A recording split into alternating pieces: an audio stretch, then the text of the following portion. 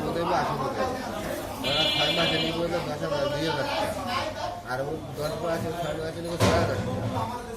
ঠিক না? 4,000 থেকে হইল না, আর আসবো সেটা হলে লাভ হবে।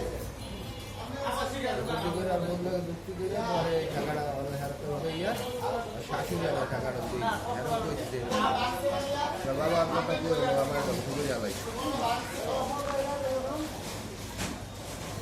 আর এলো দিচ্ছি 2,000 টাকা কিস্তি, 500 টাকা কিস্তি, পাড়াইতে 2,000। এত তোমার বাবু যান না, আমি তো কী করছি কিন্তু ভাই।